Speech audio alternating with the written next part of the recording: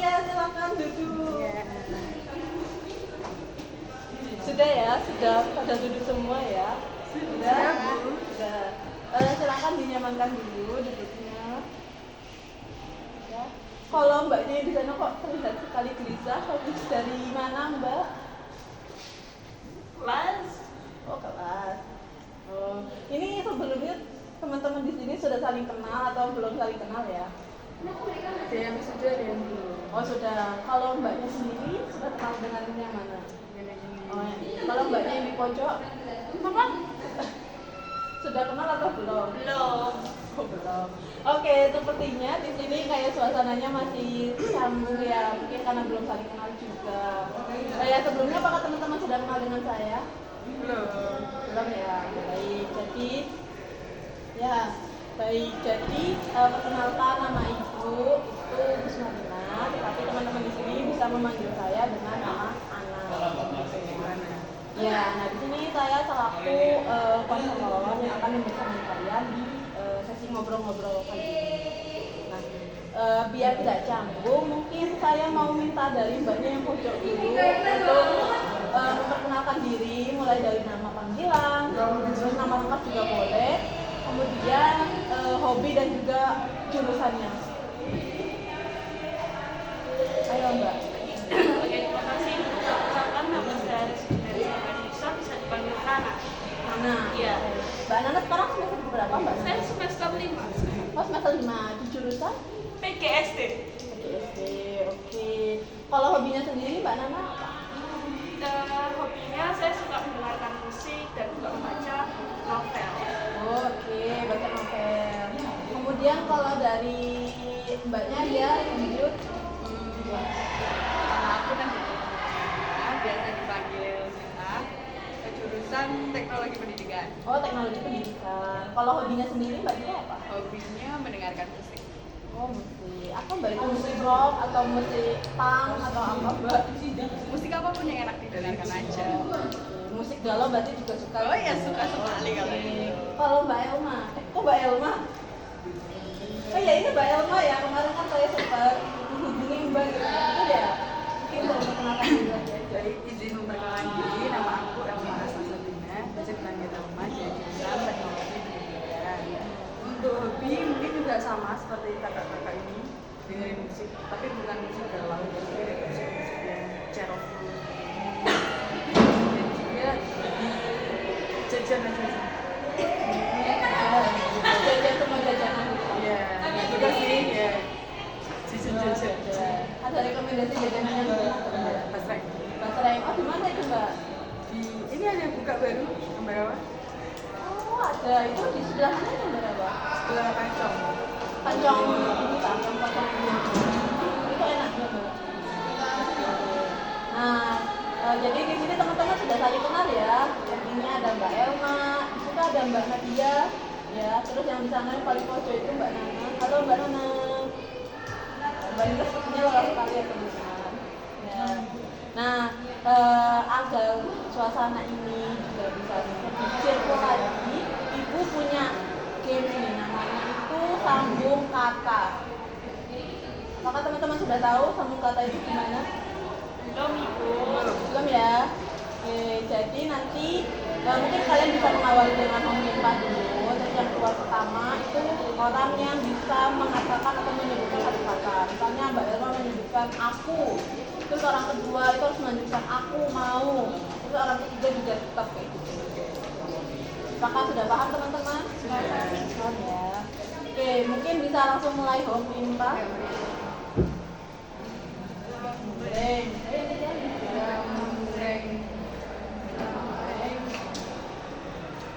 Nah, oke. Mungkin Mbak Dita sama Mbak Ines sweet. Oh, sweet. Ya. Oke. Ya, orang pertama ya. Silakan. Bebas kan? Kata awal. Kata awal Dita. Dita. Kita mau makan. Diulang ya Mbak. Dita mau misalnya terus nambah lagi gitu. Sudah. Kan ini hat. Bilang kita, ini kan mau, kita mau. Oh, terus nanti kamu lanjut lagi Dita mau makan atau apa? Oke. Ulang Mbak. Oke, ganti ya. Ya boleh. Kamu. Kamu, ayo. Kita Kamu suka. ulangi lagi, baru nambah. Kamu suka anjing. Ya, nggak apa-apa. Ayo lanjut Elma.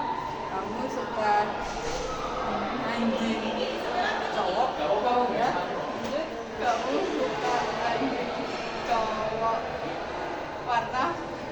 Ayo lanjut. Kamu suka anjing cowok warna hitam. Kamu suka anjing cowok warna hitam dan Ya, lanjut. kamu suka anjing cowok hitam. Salah. Oke. Berarti nanti Mbak Dita orang pertama yang bakal menyebutkan permasalahannya ya. Lanjut lagi sampai menemukan orang kedua. Oke. Mulai dari enggak, kamu tetap ikut. Ayo. Mulai dari Mbak Emma Apa lagi? Dia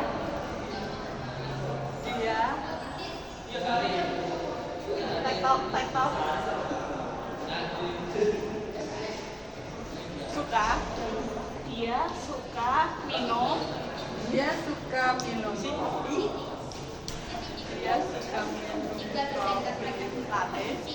Dia suka minum kopi latte manis.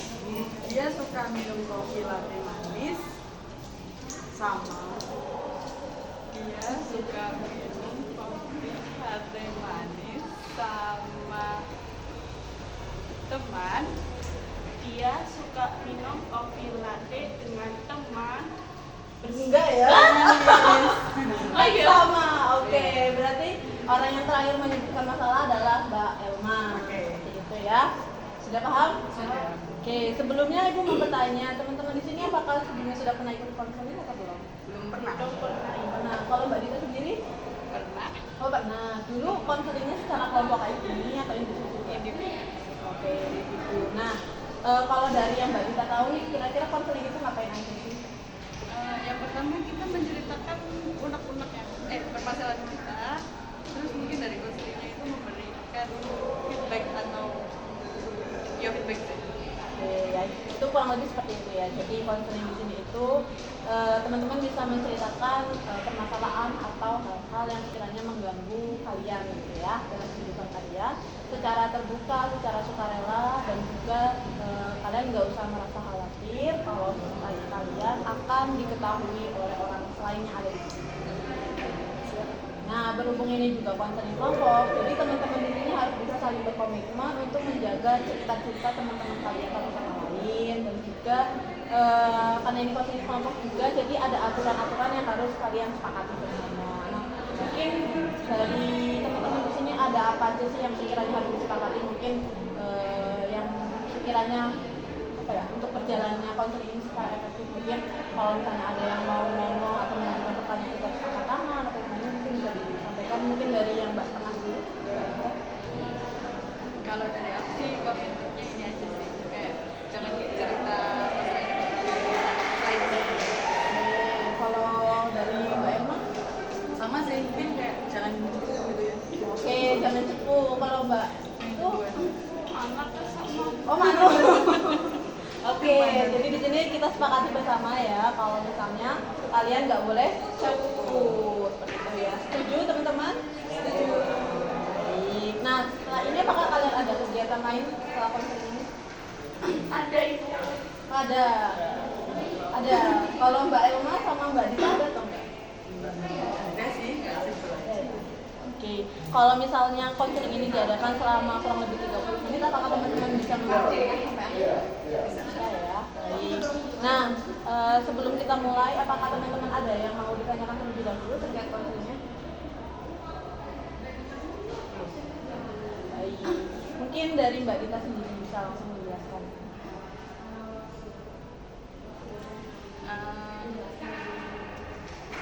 Permasalahannya itu kayak ini kan udah pekan puas, jadi kan banyak tugas-tugas yang harus dikerjakan. Nah, saya itu sering banget mendapatkan kesalahan, jadi di akhir itu semua tugas itu numpuk gitu. Ya, menunda pekerjaan. Berarti dalam hal ini konteksnya tugas-tugas itu ya. Baik.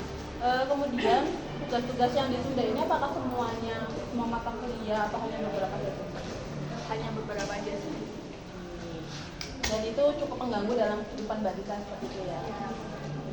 Nah, kemudian dari permasalahannya Mbak Dita itu sendiri, kalau misalnya di skala dari 1 sampai 10, dengan skala 10 itu paling merasa dampak dalam kehidupan Mbak Dita, kira-kira dari di skala berapa? 9. 9. Ya. Mungkin lanjut ke Mbak Nana. Masalah saya. Iya. Kalau permasalahan saya tuh setiap kali ada presentasi saya tuh merasa kayaknya ini terus takut kalau cara omong saya tuh belibet, takut kalau dipandang tuh salah sama orang lain seperti itu. Kemudian itu terjadi pada mata kuliah tertentu saja atau setiap mata kuliah presentasi itu juga? Setiap mata kuliah. Semua mata kuliah. Ya, semua mata kuliah. Kemudian perasaan-perasaan atau kondisi seperti itu dari skala 1 sampai 10 ada di skala berapa? Ada di skala 6. Oke, itu lumayan nilai tinggi ya Mbak. Iya. Ditampung dulu ya. Ini yang terakhir Mbak Elma. Oke, jadi ini dulu untuk akhir-akhir ini karena banyak sekali tugas project yang dimana kolaborasi dengan beberapa orang ya, namanya kerja kelompok.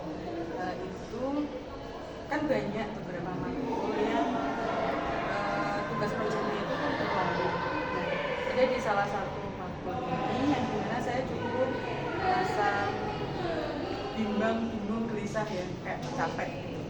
Dikarenakan di kelompok ini setiap ada informasi mengenai tugas atau laporan mengerjakan tugas dari teman-teman saya yang ada di kelompok ini kurang apa ya istilahnya, kurang gercep gitu, kurang responsif ya, karena tidak tahu mereka ini atau memang malas menanggapi, sedang sibuk atau ada urusan yang lebih prioritas lagi.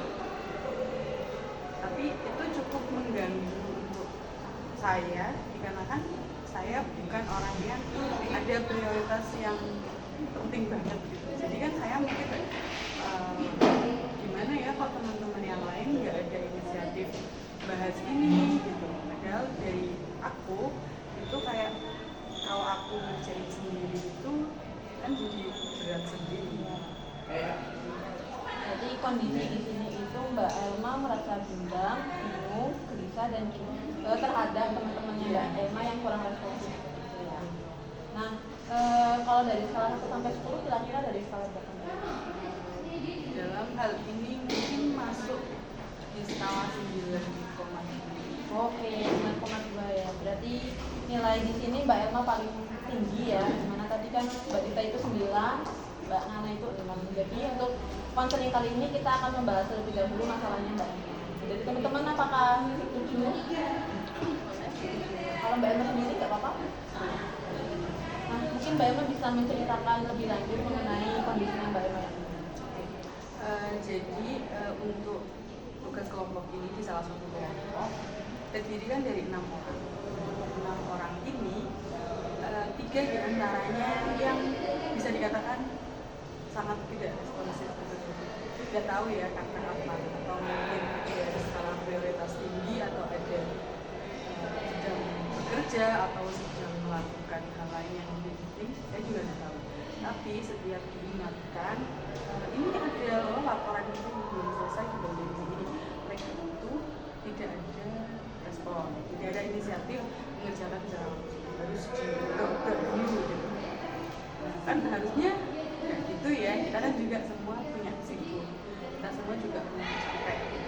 Dan ini dalam hal ini saya tuh bingung harus gimana ke teman-teman, karena saya merasa kalau misal semena-mena kayak mengingatkan terus-menerus, saya juga capek ya dan juga sungkan. Dan mereka juga gitu, harusnya kan kalau udah pernah diberi harusnya udah sadar. Kayak itu belum. Jadi di sini Mbak Elma itu bingung ya untuk bagaimana sih caranya agar teman-teman Mbak Elma itu maksudnya merespon atau mengerjakan bagian dari tugasnya. Baik. Nah, dari kondisi seperti ini apa sih yang Mbak Elma inginkan untuk depannya atau terkait tugas-tugas ini? Untuk terkait tugas ini kan karena ini kelompok ya, bukan tugas individu. Jadi kan ya ayo sama-sama kita ambil bagian masing-masing, kita kerjakan bareng-bareng menentukan ini tugas kelompok gitu. Dan juga kayak nilai keseluruhan itu kan diambil dari hasil laporan, hasil tugas kita ambil tadi. Nah, sedangkan jikalau ada masalah seperti itu kan jadi kayak tidak selesai gitu. Sekarang deadline kumpulan itu sudah. Berarti bisa dikatakan kalau misalnya tugas atau di mata kuliah itu nilai yang paling tertingginya itu dari laporan ini, gitu ya. Berarti yang diinginkan oleh Mbak Elma adalah teman-teman Mbak Elma itu bisa apa ya, kerjasama gitu ya, kolaboratif gitu ya dalam mengerjakan tugasnya. Nah, kemudian tadi kan Mbak Elma merasa bingung gitu ya. Apakah Mbak Elma sudah ada cara yang pernah Mbak Elma lakukan untuk teman-teman Mbak Elma? Untuk cara, aku bisa dikatakan kayak tipe orang yang juga ya. Kalau misal yang terus-menerus harus chat pribadi atau chat grup yang harus tag gitu, itu saya juga merasa kurang nyaman kalau seperti itu terus. Saya juga pernah mencoba face to face langsung di kampus karena saya ketemu, saya bilang kamu ngerjain ini ya yang belum, ternyata responnya ini tidak sesuai yang saya harapkan. Responnya ini kayak aku nggak bisa, maaf ya gitu. Mungkin dari hal itu yang buat perasaan saya jadi agak gimana gitu. Di sini Mbak Elma merasa nggak enakan dan juga suka untuk ngetek anaknya langsung gitu ya. Iya. Tapi Mbak Elma sudah pernah mencoba untuk mengingatkan secara pribadi. Nah, teman-teman dari yang sudah disampaikan oleh Mbak Elma, kira-kira apakah ada tanggapan atau mungkin sharing pengalaman dari kalian terkait kondisinya Mbak Elma seperti ini? Mungkin dari Mbak Ita, dari Mbak Nana, silakan. Iya, boleh. Mbak Elma. Mungkin dari Mbak Elma itu harus perhatikan diri buat menganggotanya, karena kalau misalnya Mbak Elma sendiri nggak bilang di grup atau tag, itu malah kamu yang kebebanan sendiri, maksudnya kamu yang stres sendiri, ini kenapa belum selesai sih? Harusnya Mbak Elma tuh harus lebih tegas lagi, jangan sampai rasa takutnya itu lebih banyak daripada rasa takutnya itu, jangan sampai rasa takutnya itu lebih banyak daripada rasa percaya dirinya. Jadi bisa disimpulkan kalau mungkin dari Mbak Nana itu memberi tanggapannya kalau Mbak Elma itu harus lebih berani gitu ya.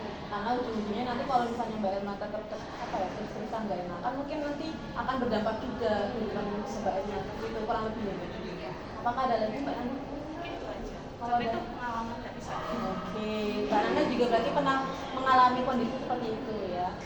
Kalau dari Mbak Dita sendiri mungkin ada pertanyaan kah atau tanggapan kah? Lebih ke pertanyaan Iya, boleh. kalau seumpama kita di posisi yang bukan ketua, terus menegur yang bukan ketua itu takutnya otoriter. Iya, otoriter. Takutnya otoriter juga. Kamu kok sok ngatur sih, kamu bukan ketua, kan biasanya ada anggota yang juga kayak gitu. Oh, pertanyaannya. Iya, gitu ya, pertanyaannya. Kalau kayak gitu gimana? Oke, sebenarnya saya mau tanya dulu nih. Posisinya di sini ketua kelompoknya di Mbak Elma itu sendiri itu apakah sudah penegur juga kah atau justru sama-sama saja? Maksudnya sama-sama berbanding dalam Jadi gini ya, saya nggak bisa bilang dia full beban juga bisa dikatakan kayak simpan gitu loh. Kalau dia rajin itu rajin banget. Jadi ada sebelumnya tuh ada tugas itu dia yang obrak-obrak ayo gini karena dia sebagai ketua ya. Aku lihat juga mungkin perannya sebagai ketua itu sangat perlu karena ya perlu diotori gitu. Perlu dikasih kamu bagian ini ya, kamu bagian ini gitu. Di tugas yang sebelumnya. Tapi di tugas yang ini kan ini laporan aku. Dia itu tidak ada sama sekali.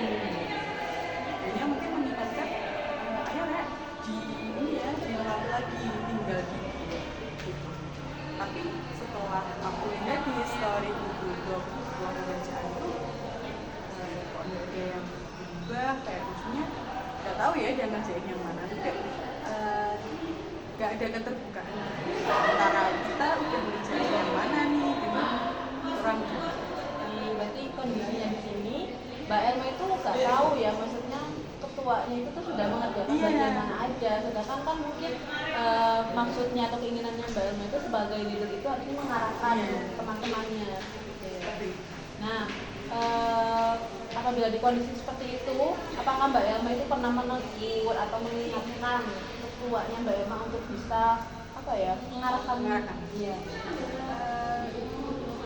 Untuk mengingatkan itu pernah, bukan di grup tapi chat pribadi, mungkin untuk beberapa kali saja, dan juga untuk yang di lapangan aja ini saya juga bertemu face to face secara langsung, karena saya merasa dia belum banyak berkontribusi, jadi aku juga mengingatkan sama seperti teman saya yang sebelumnya tadi yang sudah, jadi kayak kamu lengkapi ini ya yang belum, ternyata responnya juga tidak sesuai yang saya harapkan, jadi responnya kayak kok aku lagi gitu.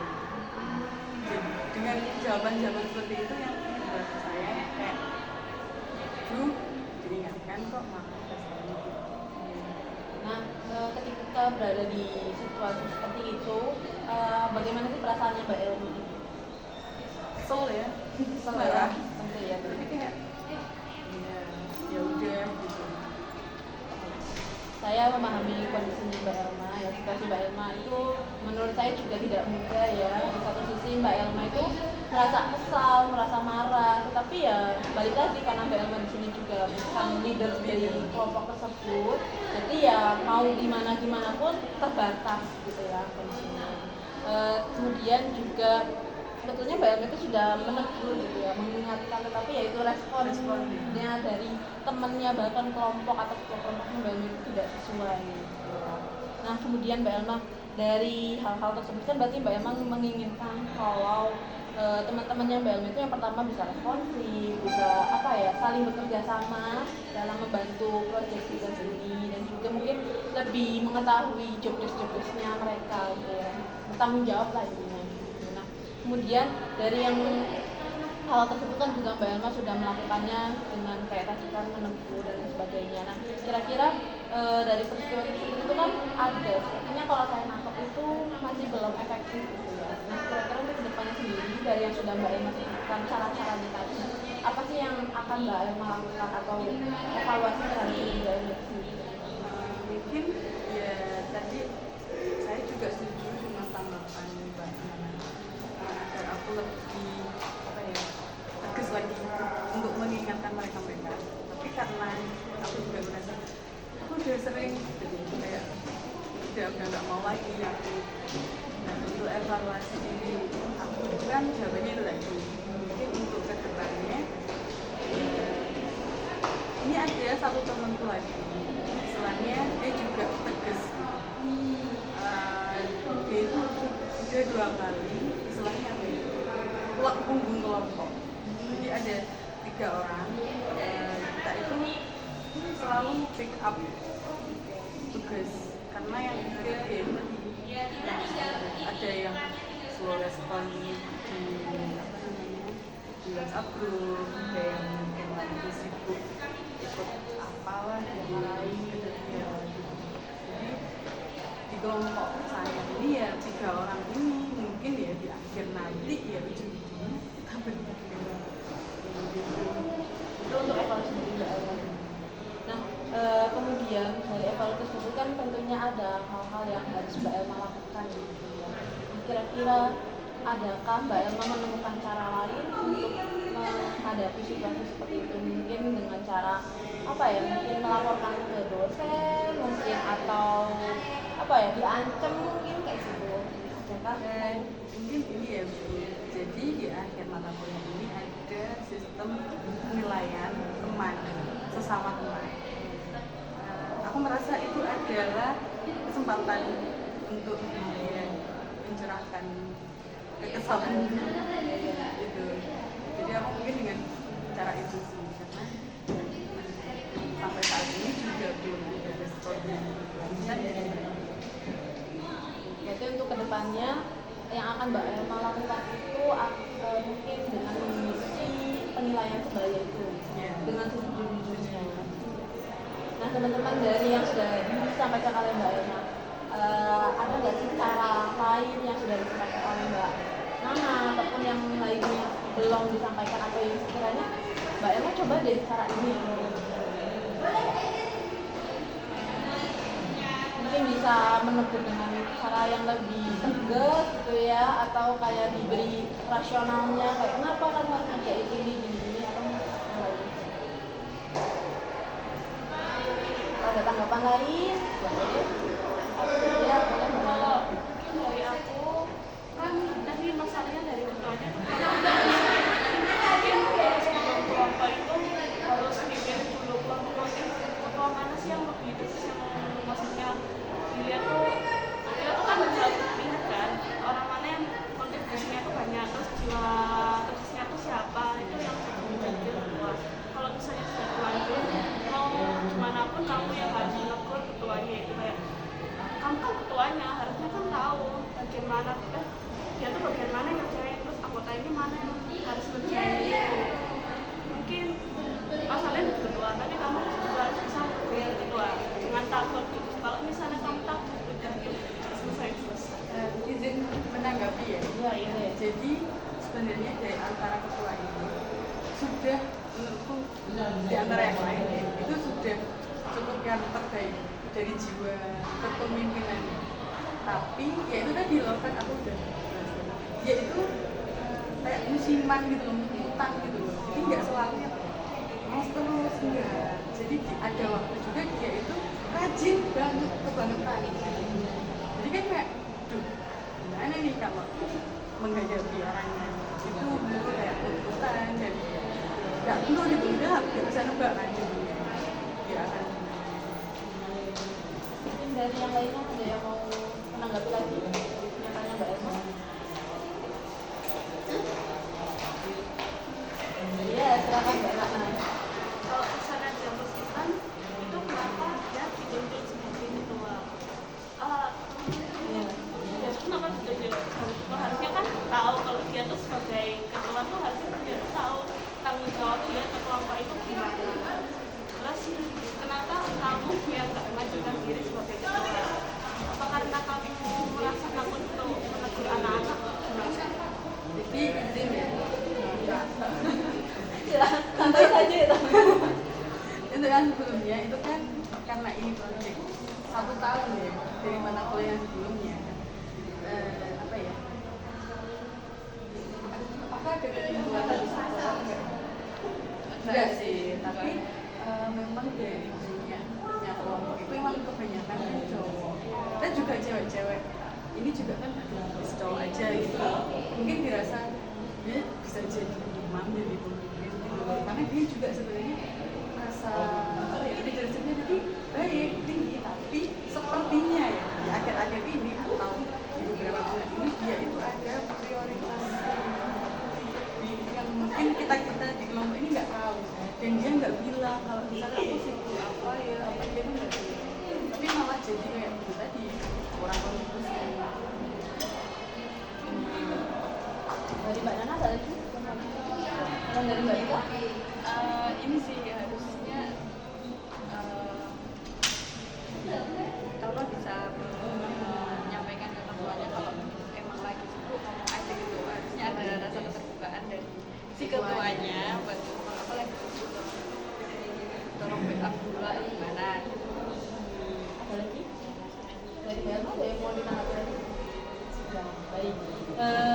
Saya sangat senang ya mendengar tanggapan atau respon dari Mbak Nana dan juga Mbak Ika mengenai kondisinya Mbak Elma. Nah, saya juga setuju ya. Mungkin dari saya pribadi mungkin sedikit memberikan pandangan saya ya kepada Mbak Elma. Tadi kan Mbak Elma juga mengatakan kalau sebetulnya leadernya Mbak Elma itu tuh bisa memimpin, tapi tadi muda. Nah, mungkin dalam kondisi seperti ini Mbak Elma kan mungkin sudah tahu ya anaknya itu mood dan kalau misalnya rajin banget, kalau nggak rajin ya bener-bener dia. Nah mungkin di sini Mbak Elma juga selaku teman sekelompoknya, ketika misalnya dilihat leadernya itu sedang mau mengerjakan tugas, mungkin di sini Mbak Elma bisa memberikan tugas atau job desk yang lebihnya itu ke si leader ini.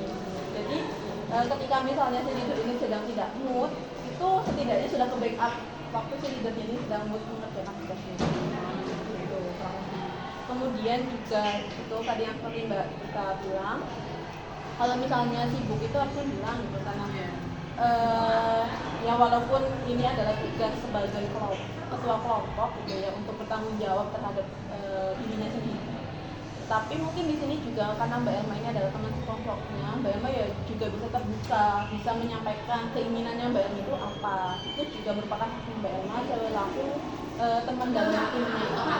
Jadi dalam hal ini kalau misalnya Mbak Elma hanya diem saja, tidak mengkomunikasikan dengan teman atau dengan ketua kelompok itu, belum tentu juga teman-temannya mengetahui respon Mbak Elma.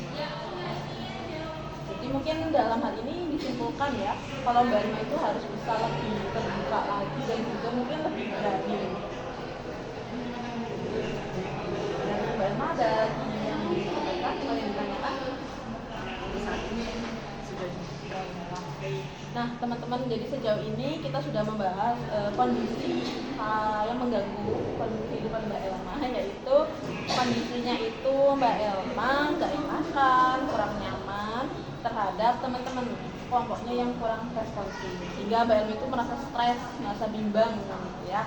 Tapi dalam ini juga Mbak Elma sebetulnya sudah bagus. Mbak Elma secara tidak sadar mungkin sudah melakukan atau menemukan upaya-upaya yang membantu terhadap permasalahan Mbak Elma. Tapi mungkin dalam ini belum secara konsisten saja di eksekusinya. Nah, tapi juga tadi sudah ada planning ya akan direncanakan, yaitu dengan mengisi penilaian sebaya dan juga untuk bisa lebih tegas lagi. Sejauh ini sebelum kita diakhiri, bagaimana sih perasaannya? Mungkin saya mau bertanya dulu ke Mbak Elma. Perasaannya karena mungkin ini dirasa perasaannya cukup menggajian, jadi mungkin ini bisa lebih meringankan dari sebelumnya, jadi lebih plong sharing di sini. Alhamdulillah ya, kalau dengan kita di sini itu membuat Mbak Elma merasa lebih. Mungkin dari Mbaknya pojok, dari tadi sepertinya melamun terus, mungkin bisa menyampaikan perasaannya bagaimana? Perasaannya di sini aku juga tahu sebagai orang-orang, bisa tahu tanggapan dari siapa nih, Mbak Nadia sama Mbak Elma ya. Yeah. Jadi bisa nambah informasi sama Mbak Elma tentang perasaan. Bagus sekali ya responnya, dimana jadinya dengan ikut konseling ini Mbak Nana jadi mengetahui insight baru ya terkait kalau misalnya nanti di kedepannya Mbak Nana menghadapi situasi seperti itu harus seperti apa tindakannya gitu ya. Kalau Mbak Dita sendiri bagaimana perasaannya? kurang bisa kan kayak Mbak sama Mbak Elma, jadi kayak bisa meringankan, terus jadi tahu kayak perilaku orang-orang itu gimana, terus menghadapinya kayak gimana gitu. Saya senang sekali ya mendengar feedback dari teman-teman di sini. Semoga untuk kedepannya teman-teman bisa lebih mengimplementasikan kalau misalnya menemukan kondisi seperti ini. Nah, karena berhubung ini juga terbatas waktu, teman-teman. Sebelumnya teman-teman ada yang mau disampaikan terlebih dahulu? Ya, jadi untuk konseling kali ini kita cukupkan dulu sampai di sini, dan karena ini namanya konseling kelompok, jadi kedepannya kita akan membahas permasalahan dari salah satu teman kita, yaitu mungkin dari Mbak Ika ya, karena tadi skalanya tinggi ya, 9, yaitu terkait menunda-nunda tugas. Nah, untuk waktunya sendiri, jadi teman-teman bisanya kapan ya melakukan konseling kembali?